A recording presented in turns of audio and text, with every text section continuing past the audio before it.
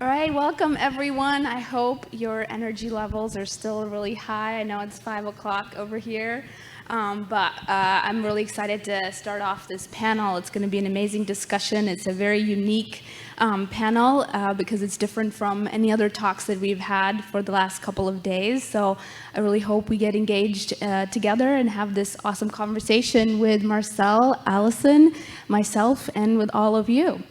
All right, let's begin. So my name is Saba Nafees. I am a data scientist at Zuckerberg Biohub. I've been working with Nextflow for a few years, thanks to my amazing friend and mentor and sister, Olga Botvinnik, who was an NF Core founding member. And thanks to her, I got involved with NF Core and this amazing community. So I've been really honored to be part of it throughout this week, throughout the last couple of years. I serve in the outreach team and as a safety officer, really excited to really expand the NF Core community and really passionate about making sure that we can reach as many people of underrepresented backgrounds around the world. So I wanted to kind of lay the groundwork for why we decided to have this panel in the first place. So as you've seen in the program description, this panel touches upon some very big problems within our industry, within our field, within STEM in general. One of those problems being the gender gap in technology and in science, right? So I want to start off with just giving you a few numbers and some statistics, which aren't going to be great, but we should mention them anyway. So as of 2022, women hold only 26.7% of technology jobs.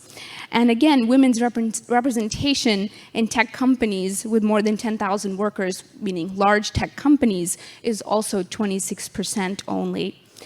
And women earn only 18% of computer science bachelor's degrees in the United States, for example. And in North America, about 1 in 5 engineers is a woman. So this particular statistic is going to deal with hackathons. We just had one this week with NF Core. So 1 in 5 engineers is a woman in North America, yet only 1 in 15 are able to be present at hackathons held throughout North America. There's tons of hackathons happening in the US and all over US and Canada, and yet we only have a very small representation of women participating and leading hackathons. But I think here with NF Core, we've changed that. And I think with very rough estimates, I believe we did like a little head count, and our numbers are around 25%. So it's really amazing that we've had a lot of diversity throughout our NF Core hackathons. So anyway, enough about the data, enough about all of those stats. You can Google all of them, so I don't have to tell you anymore. But I want to start off by introducing our amazing panelists. So I'm going to quickly just tell you who they are, and then I'm going to let them tell you more about themselves. So we have Alison Meynert. She's a Bioinformatics Analysis Core Manager at the University of Edinburgh. I hope I said that right.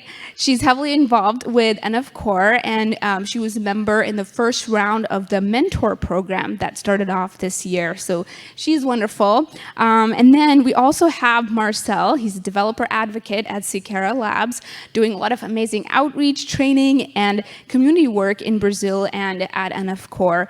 So I want to begin with a few questions that we're going to ask the panelists, and we'll go back and forth for a little bit, and then we'll save hopefully a few minutes at the end so that we can have some interaction with all of y'all. Okay, so to kick us off, I'd love for each of you to share with us a bit about your background and your scientific bioinformatics journey. So Allison, let's get started with you. Sure, okay. Thank you, Saba, for inviting me to be on the panel. This is really lovely. I've been having such a good time here at the hackathon and now the summit. So I'm Canadian, but I am based in Scotland now and have been for a long time. I started out in computer science, so I'm quite familiar with the engineering background that lots of people here have. And I actually went to work as a software developer for a little while after I did my undergraduate degree. And I was with a company, this was during the dot-com boom. We were working on file format conversions with Excel. this was pretty boring. So when there was an opportunity to go back to a graduate training program in bioinformatics for a master's degree in Vancouver, I took that and ran with it. It ended up with a chance meeting with Ewan Burney from the Ensemble project at the European Bioinformatics Institute. I did a short project with him as part of my master's, and ended up doing my PhD at the EBI with Ewan. It was a fantastic experience, and I know there are various EBI connections here from other people too. It's a great place to work. But we just never really left the UK after that. So did a postdoc, realized I wasn't really cut out for leading an academic group, and drifted into the bioinformatics core. And that's when I got into quite a lot of the mentoring work that I'm doing. But I've also just realized today that a lot of what I do now is back to file format conversions. Although the data is a lot more interesting than looking at Excel on mobile phones, which is what I was doing 20 years ago. Anyway, that's where my career got me here. I got involved with Nextflow and NF Core about 3 years ago, and then it's just grown from there, being involved with the community, doing a virtual hackathon earlier this year, and now being here for this one. So thank you. Yay, awesome. All right, go ahead. Hello, everyone. So thank you, Saba, for inviting me to participate in this panel. My name is Marcel. I'm from Brazil. So most of my education was done there. Eventually, I went to France for a PhD. Most of my career from the very beginning was related to healthcare. So at the beginning with biomedical engineering, but very soon I migrated to bioinformatics. In more recent years, what was focused on data engineering, data science. And from this whole time, I was always trying to be involved with open source communities. So the thing is that being in a country like in Brazil, you are naturally disconnected from the rest of the world. Most of the big conferences and opportunities are not there. But one thing that people sometimes don't understand is that even in Brazil, it's very difficult to connect because it's a very large country. So if you are in the north of Brazil, it's very difficult to connect, not only to go to the conferences because it's very far away, if it's in São Paulo, for example, but also to network and so on. Even like internet connection arrived there like with the quality required to perform like video conference and stuff much later than in other places of the world. So from the very beginning, I was always trying to create communities that would allow me to find all the people that were interested in the same projects in the same region and somehow connect to other regions also. So many of the open source communities in my state in Brazil, I was the founder. Some of them are still working today. I participated in many different open source projects like the Fedora project, the Slackware project, among others. And at the same time, like this whole time, I've been working with bioinformatics, open source, went to France for the PhD, came back to Brazil now, transitioned to industry with Seqera Labs, where I'm doing these two great, amazing things, which is like open source, working with the communities, and also work with community, and also working with bioinformatics.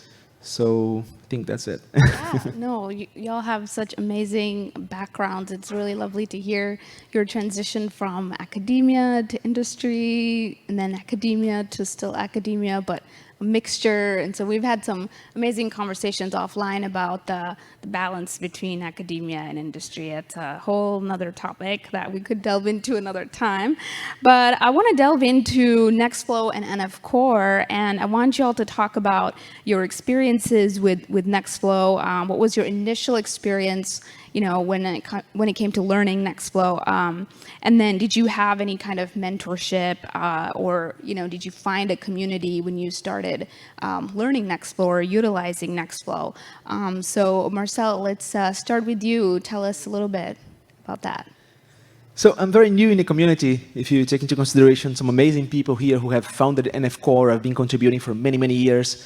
Like we have Rob Symes, who just joined Seqera a few months ago, and he had contributions to Nextflow, like, I don't know, 10 years ago, you know, not 10, but like 6, 7 years ago. So there are a lot of people who have been working with that for a very long time, and I basically just arrived.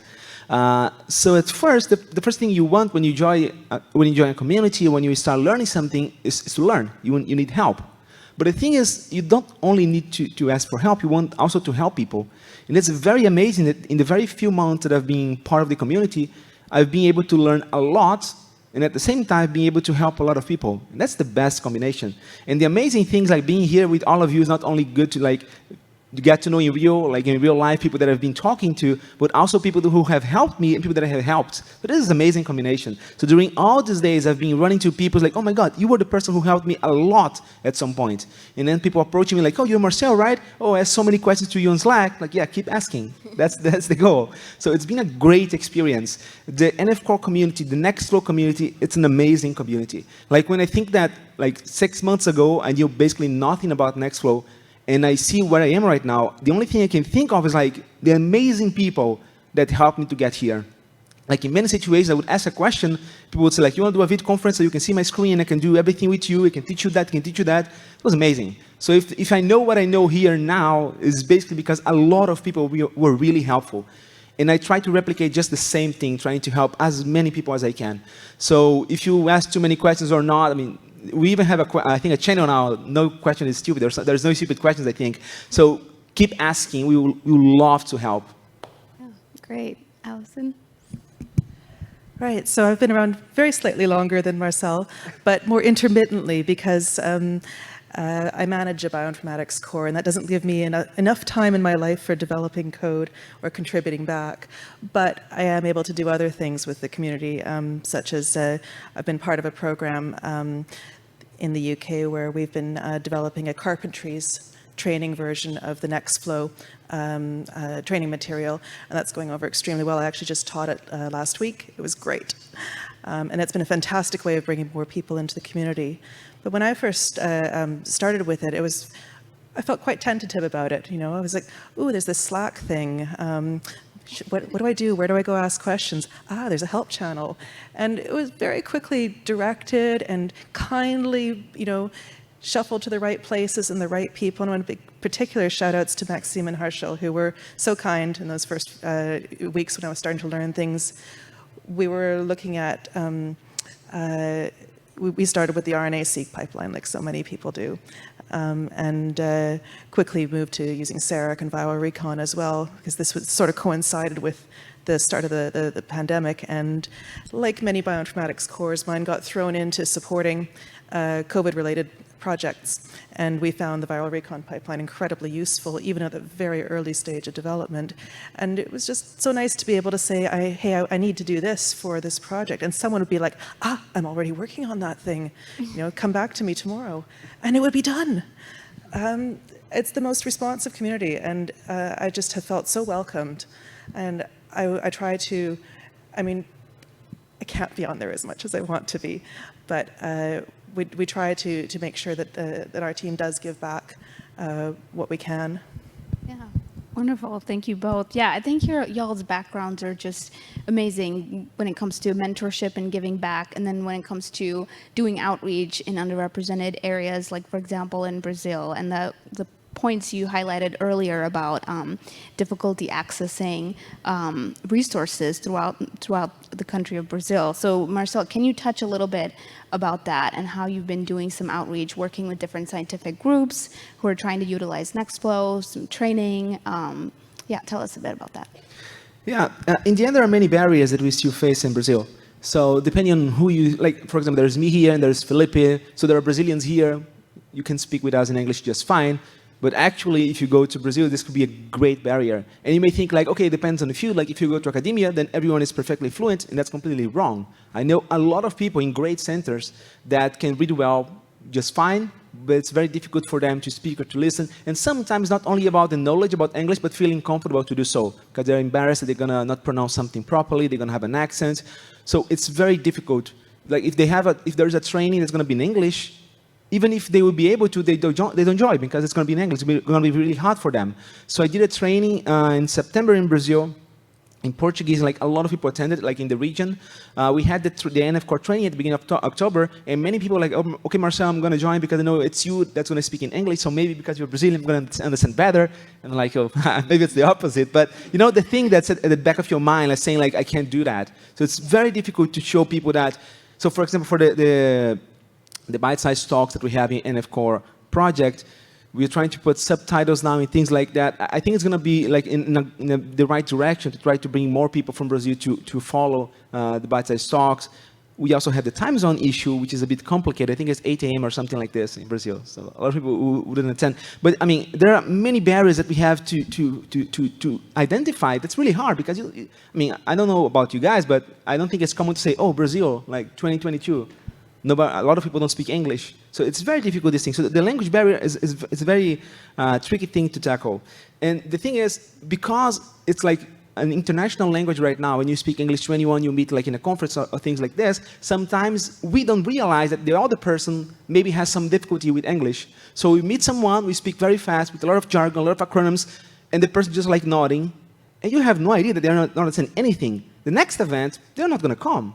You know, so there are very basic things. I'm just giving a few examples here, but there are many basic things that we never think about it, and actually, it's a huge barrier for people in some countries. Yeah.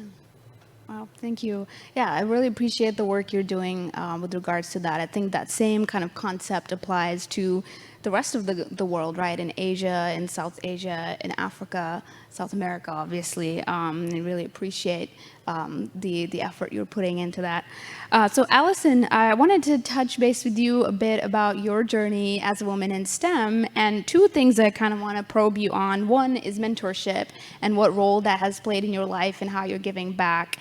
Number two is any other structural issues, like you say, you have encountered when it comes to your life as an amazing scientist, but also a mom, and having a family.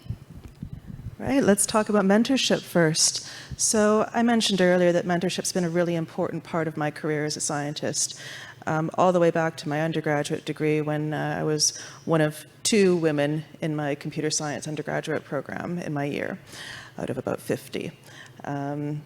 I came top of the year. So I participated in the Women in STEM mentorship programs as a mentee at that point. And it was just such a good way to see role models for me. People who were like me, who were balancing, work and family and doing amazing science at the same time. And it wasn't just, mentors who were coming in as, professors, lecturers, postdocs. There were senior undergraduates who were doing it as well. So if you're wanting to get involved with mentorship, you can do it at any level. You can be a mentee at any level. You can be a mentor at any level. There's always someone to look up to, and there's always someone to pull up along with you. So I continued on with that and eventually took on the mentorship role myself as well. And I've continued flipping back and forth between being a mentee and a mentor for my entire career. And it's been, I actually think I get more out of it when I'm the mentor, even though you might think it's the other way around. But I learn things about myself. I learn things about my mentee, about the way they see the world, about the different struggles that they face. And we both come out of it richer for the experience. Now, my most recent mentorship experience was with the Nextflow NF Core CZI-funded mentorship program, and I was one of the first 5 pairs with my mentee, Kellyanne, and who I hope is watching this in Thailand. I'm not sure what time it is there right now. But we had a really great partnership for the 4 months that we worked together, putting together institutional configuration files for the cluster that she was working on, which is something that I've got a reasonable bit of experience with. Having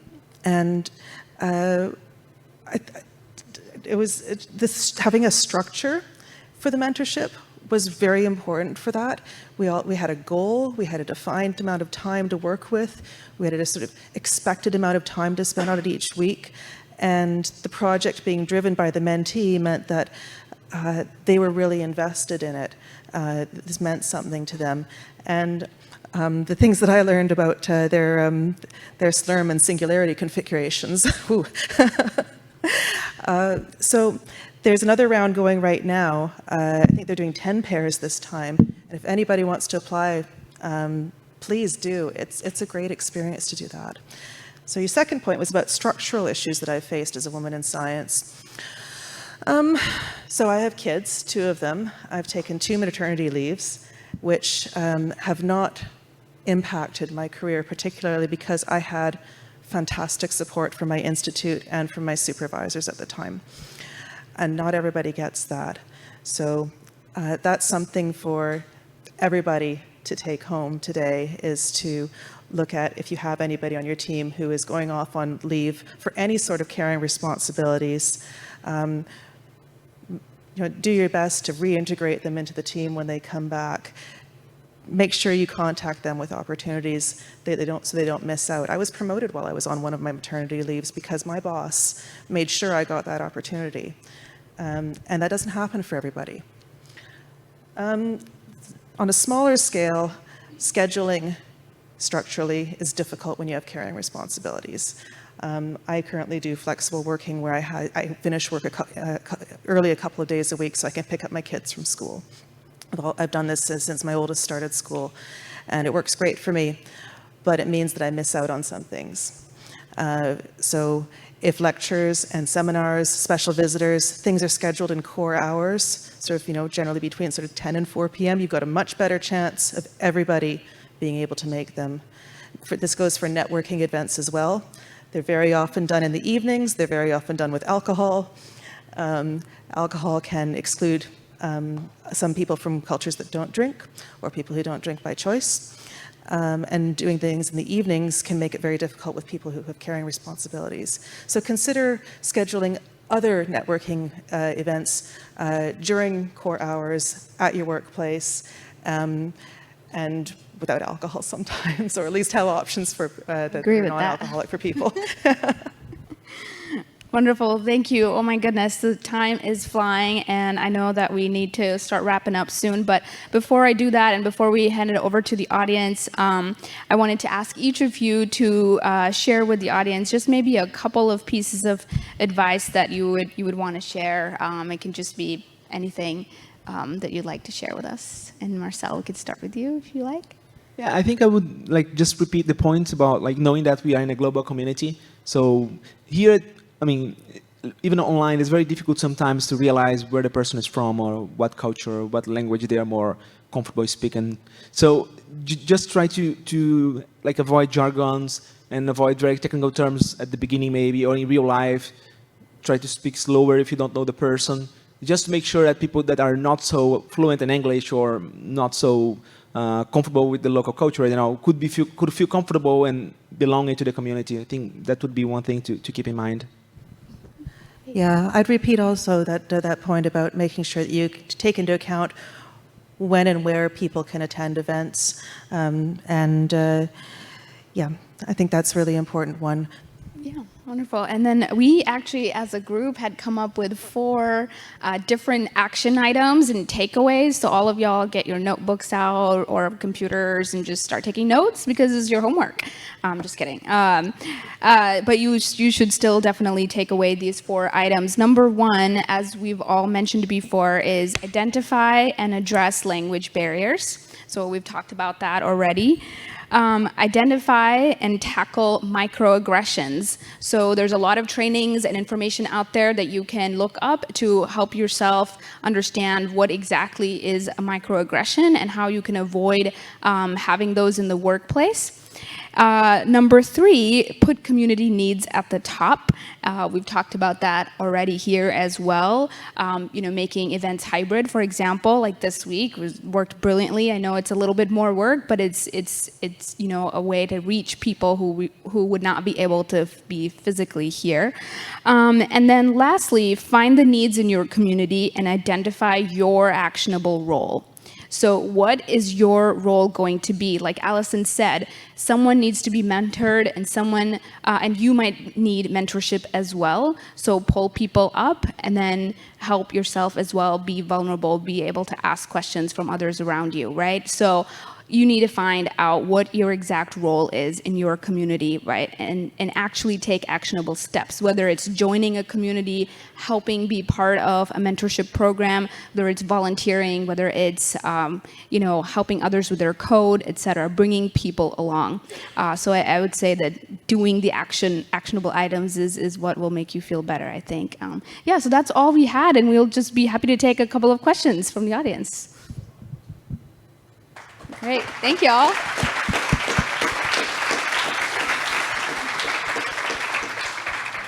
we have a question from Frederica, who's asked about, often people have an initial hill that they have to go over when they're asking a question on Slack, so fear of being stupid.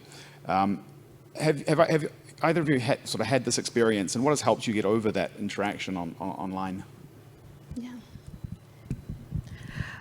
Years of practice asking stupid questions. You just got to get over it, and you just got to ask. I don't know that there's really any advice there. Your confidence has to get there. Yeah. Okay. Yeah, this is a very difficult thing to try to overcome. I think it's just a mentality that, like, nobody's being forced to help you. So asking for help shouldn't be a bad thing. I mean, if someone wants to help you, they will help. If they don't, they're probably busy. And you also have to understand that. Sometimes people are busy. You didn't force anyone. You just asked. If someone can help you, that's great. So just usually when you join projects, like we have the code of conduct, for example, in NF course, it's great to read that, to know that you are a part of like all the details, how to approach people, what to do, what not to do. Then you have like many channels. What's the right channel to ask? Like sometimes you ask in the wrong channel, a channel that people won't pay attention because that's not the right way to ask. They usually just mark red everything in that channel. So find the right place to ask, the right community. So sometimes people ask questions about Nextflow on the NF core Slack, or NF core questions on the Nextflow Slack. So I think like spending some minutes to understand the community, what you should do, how you should do, where to ask. I think it increases your chance of getting not only an answer, but also to feel more comfortable and confident that you are doing the right thing. You're asking the right way, in the right place, and so on. And I mean, by my experience, and I mean, I think many people here agree, it's a great community. It's very welcoming. People are very, very nice, very helpful. So take my word for that. Ask for help. Yeah, I just want to add to that too. And don't worry if you do accidentally post it in the wrong channel. You'll be redirected kindly. Yes. The bots. Yeah. Yes. We have a question from Julia, who's asking, what would you do to attract more women in the NF core community? There was thoughts around creating a woman or non-binary only channel to offer safe spaces, or potentially organizing women-only hackathons. Yeah, that's a load right there. I think that's a really important aspect that we really wanted to bring out from this panel. Yeah, having women and non-binary folks coming together.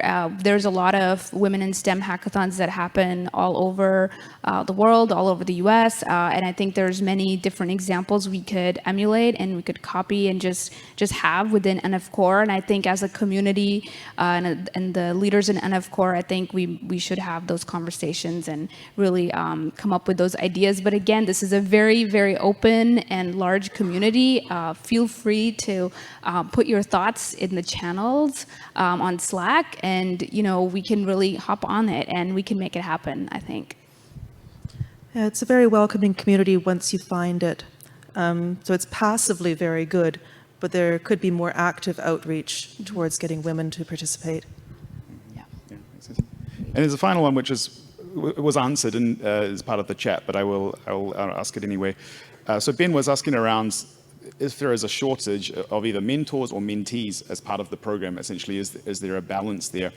And the results of that is we definitely need more mentors. The number of people who applied as mentees is very significant. So we are looking for mentors as well, and something that should be highlighted to reach out. And it sounds like from your experience, it was really worthwhile to do so as well. Yeah, it really was. I think me and the other 4 people who participated as mentors all agree that it was a really good, positive thing to do. And while I don't think any of us have applied for the next round because we all need a bit of a break, we're all probably likely to do it again. Yeah. That's us. All right. Thank y'all so much. Catch us later to chat more. Thank you for being here. Thank you.